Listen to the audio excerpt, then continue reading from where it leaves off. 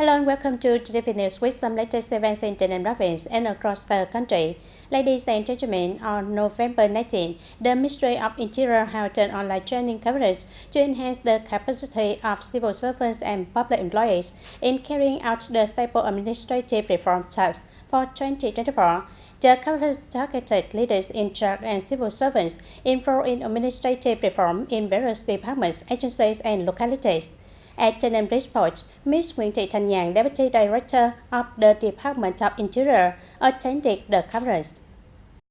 Opening the conference, Mr. Phạm Minh Hùng, Director of Department of Administrative Reform at the Ministry of Interior and Head of the Government's Administrative Reform Steering Committee Affairs, emphasized that the annual training is a routine task that helps civil servants and public employees acquire and update necessary knowledge and skill during the implementation of their duties. During the training, participants were briefed on the solutions to improve the Administrative Reform Index, skills for implementing administrative reforms, models and initiatives for executing administrative tasks, and reinforcing discipline and administrative order to avoid the shifting of responsibility and inefficiencies in public service performance. According to the approved 2021-2030 Provincial Master Plan, with a vision for 2050, TayNinhTV province prioritizes large-scale infrastructure projects that will have a broad impact. Regarding the public investment projects, priority is given to strategic transportation infrastructure, ensuring the modern and synchronized connections between the regions and provinces, particularly the mobile Ho Chi Minh City Biên Hòa Vũng Tàu economic corridor, and the province will also focus on improving the urban infrastructure, water supply, drainage systems, healthcare, education, science, technology, innovation, culture, sports, and social welfare also. The investment will be geared toward enhancing digital infrastructure to attract foreign and domestic capital while ensuring the efficient and rational investment structure. And the province also plans to continue investing in irrigation, water supply, and drainage systems to support economic growth, ensure the social welfare, and address climate change. TayNinhTV aims for an average annual economic growth rate at about 9.5% from 2021 to 2030, with a total required investment of approximately 628 trillion Vietnam đồng.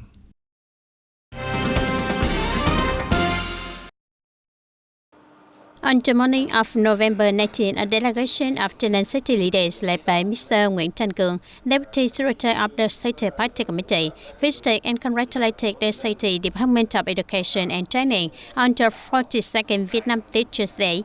During the visit, the leaders were briefed on the city's educational achievements, with 35 out of 41 schools meeting national standards and ongoing excellence in student competitions in the provincial level. The city's educational sector has consistently ranked among the top-performing regions. On behalf of the City Party Committee, People's Council and People's Committee, Mr. Cường extended his warm congratulations to the educational staff and encouraged continued innovation to meet local educational needs and contribute to the city's development. Dear audience, while November 20th is a time for students to show gratitude for their teachers, for Ms. Võ Thị Kim Liu, a teacher at the Child Psychology Research, Counseling and Therapy Center in TayNinhTV, it is a special occasion to send love to her special students, those with autism, hoping to motivate them to develop themselves and become useful members of society. To my dear children at Nhân Tâm Psychology Center, every day when I see you come to class, whether with the hesitation, shyness, or curious, bright-eyed looks, I am always deeply moved and proud. And you are all special children. It's with your own unique journey and challenges that not everyone can fully understand. Miss Liu's half-led letter is not only for her students, but also for the community, with the hope that the society will be more understanding and compassionate towards the children with their autism and specialized teachers who work with them. She wrote, For the children with autism, I know that the world can sometimes seem too difficult to understand and too noisy. And the bright lights, the surrounding voices and laughter can overwhelm you, making you withdraw. I understand, and here I will not rush. I am ready to sit beside you and step in your world with you. She said that the first day working with her pupils went challenging. Some pupils didn't communicate at all, quietly sitting in a corner of the classroom, while others would have emotional outbursts when dissatisfied or only wanted to do things in their own way. But it was precisely their difference that made her realize it's not that you don't want to integrate, it's just what you need time and right depth of love to feel accepted. Even though the children cannot understand or read the words I write now, I believe that in 5 or 10 years later, they will understand and be able to read this letter I'm sending to them. The words in Miss Celia's letter not only touch the hearts of the hurt pupils, but also serve as a message to us and the families with autistic children to be compassionate, loving, and patient with these children and the teachers who accompany them. To teach these special children, they need special teachers also. Here I won't rush. I'm ready to sit beside you and slowly, gently step into your world. Truly, anyone who works with a field of special education must have their compassion and be able to spread that love to the children. And it is because when it comes to teaching children, especially those with the autism, every teacher must have the patience and love for the children in order to support their development step by step, helping them grow each day on their path of learning and development. Turn to the news. On November 19, the Central Steering Committee for Summarizing Resolution number 18 on streamlining the political system organizational structure met for the first time in Hanoi. The meeting was chaired by General Secretary To Lâm. In his opening remarks, he emphasized that while initial progress had been made in the implementation of Resolution number 18, there were still issues related to organizational inefficiencies, overlapping responsibilities, and unclear divisions of tasks. He noted that further efforts are needed to ensure a streamlined, efficient, and effective political system. Following the Politburo's directive, the tasks were launched with a positive and urgent spirit. The Politburo established the Central Steering Committee for the review of Resolution number 18, consisting of 29 members, with General Secretary To Lâm as the head of the committee. The first session of the Steering Committee aims to thoroughly understand the contents of the review of Resolution number 18, implement relevant tasks, and contribute to accelerating the process to meet the goals and requirements set by the roadmap.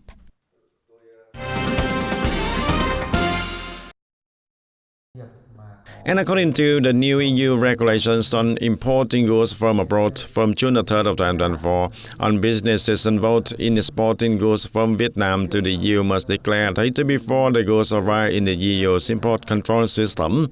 The products affected by this regulation include livestock, cocoa, coffee, palm oil, rubber, soybeans, wood, and related origin products. A survey by the European Business Association Vietnam revealed that the EU-Vietnam Free Trade Agreement (EVFTA) has significantly boosted Vietnam's export to Europe, increasing from 35 billion euros in 2019 to over 48 billion euros in 2023.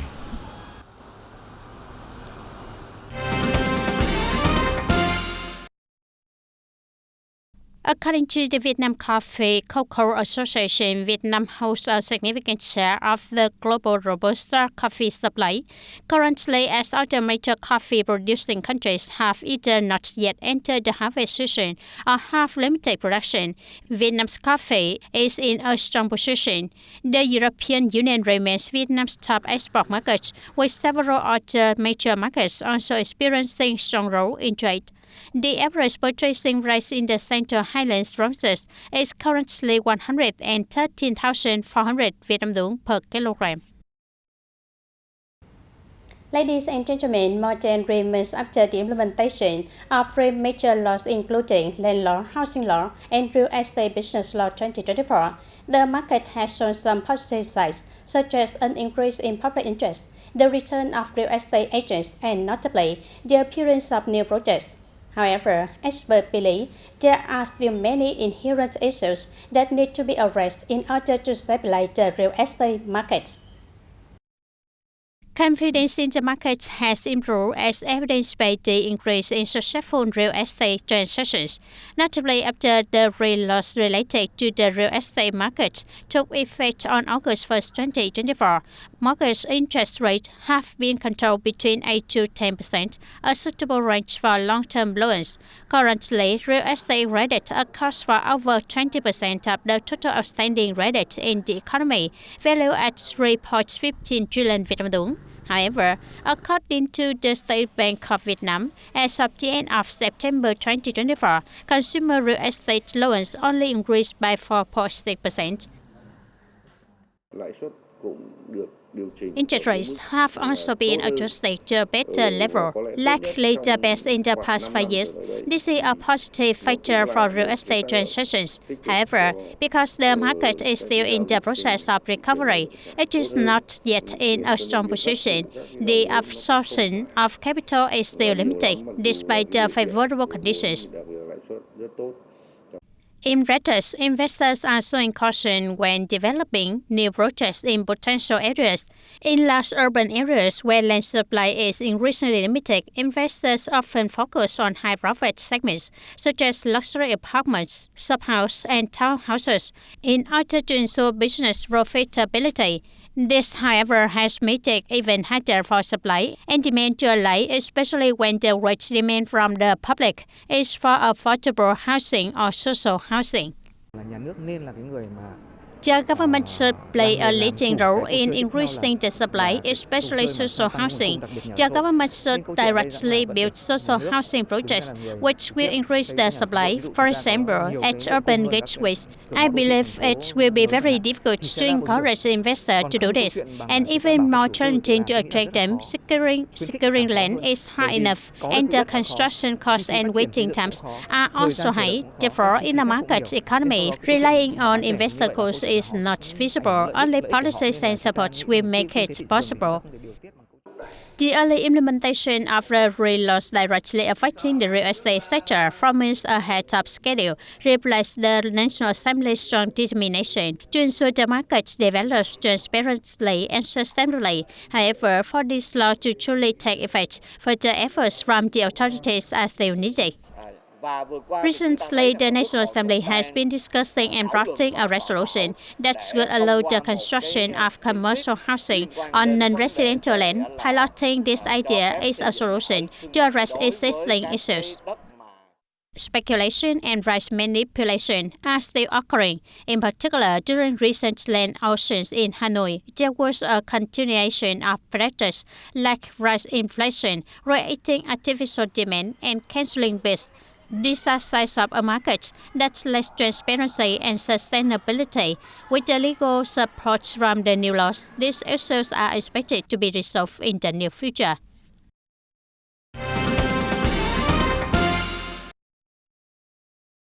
The People's Committee of Ho Chi Minh City has issued a plan to strengthen agricultural, forestry, and aquaculture development activities, supporting farmers in investing in modern production facilities.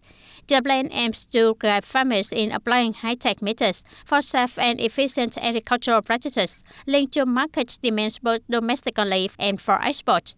It will also improve access to credit and provide support for digital marketing and trade promotion to enhance food security and food safety. Additionally, the city will ensure the participation of local farmers and agricultural unions in market connection activities, renting, and transitioning to digital platforms.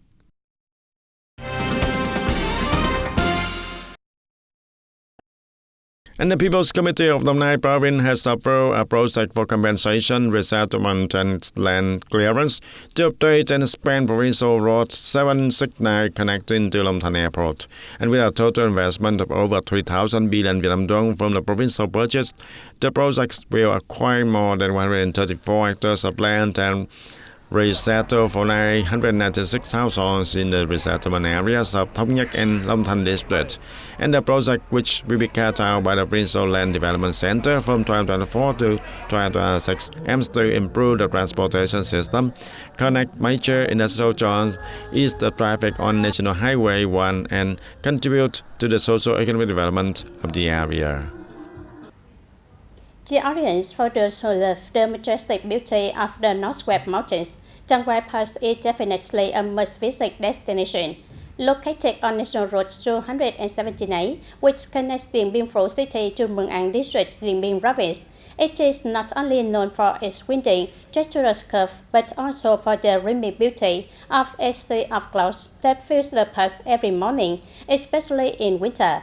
The pass is rapidly becoming one of the ideal check-in spots for young people in Dien Bien every early morning.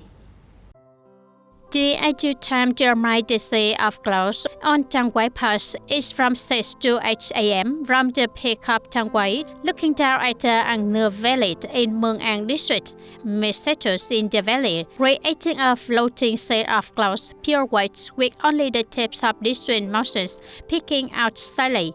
As the sun rises, the sunlight spreads across the clouds, adding a golden hue, making the scene even more romantic. It's really beautiful here. To make it easier for travelers to rest, enjoy the scenery, or for tourists specifically coming to hunt clouds, the people of Mương Ang District have built a cozy cafe with a stunning view right at the top of Trang Quai Pass. This spot not only serves as a resting place to enjoy breakfast and coffee from Mương Ang, but is also a perfect location to fully appreciate the magnificent sea of clouds every morning. On weekdays, from Monday to Friday, the number of people is lower, around 300 to 500 visitors, because people have to work or go to school. On weekends, though, we get around 2,000 to 3,000 people, mostly young people, students, and teenagers. We've also invested in beautiful sitting areas with views, tables, dress, and sports.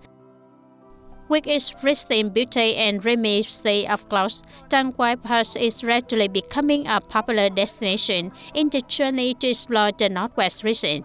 It's not only a place for photography lovers and explorers, but also a retreat into nature, a place to find peace and tranquility away from the hustle and bustle of daily life. And today, TTV News wraps up now. Thank you for being with us and goodbye for now.